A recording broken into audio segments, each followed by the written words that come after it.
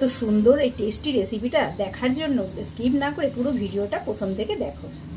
ছাঁচি কুমড়োর এই রেসিপিটা আমাদের বাড়ির সবাই ভালোবাসে, তাই বাজার থেকে একটা কচি ছাঁচি কুমড়ো নিয়ে এসেছিলো। চলো এইটার রেসিপিটা করা যাক। ছাঁচি কুমড়োটা চলো কেটে নেওয়া যাক।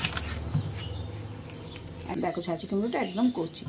এই দেখো চাল কুমড়োগুলোকে ছোটো ছোটো করে কেটে নিয়েছি। এইবার এইগুলো দিয়ে একটা রেসিপি করা যাক। চলো, এই রান্নাটার জন্য লাগবে কিছুটা চিংড়ি মাছ। এই যে চিংড়ি মাছটা আমি ভালো করে ধুয়ে বেছে নিয়েছি। তেল গরম হয়ে গেছে, এবার দিয়ে দেবো চিংড়ি মাছগুলো। চিংড়ি মাছগুলো হালকা ভেজে নেব।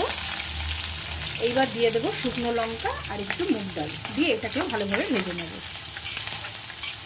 দিয়ে দেবো কয়েকটা কাঁচা লঙ্কা দিয়ে এটাকে ভালো করে ভেজে নেব। আর দিয়ে দেবো আদা বাটা দিয়ে এটাকে ভালো করে কষিয়ে নেব। এইবার দিয়ে দেবো কেটে রাখা চাল কুমড়োগুলো। এর মধ্যে দিয়ে দেবো নুন, হলুদ আর দিয়ে দেবো জিরের গুঁড়ো। আর টেস্টটাকে ব্যালেন্স করার জন্য দিয়ে দেবো সামান্য পরিমাণ চিনি। এটাকে ভালো করে নেড়ে দেবো। এইটা প্রায় হয়ে গেছে, আর একটু টানালেই এটা হয়ে যাবে। খুব সামান্য মশলা দিয়ে এই রান্নাটা কিন্তু অসাধারণ হয়। তোমরা বাড়িতে এইভাবে ট্রাই করবে, খুব সুন্দর লাগবে।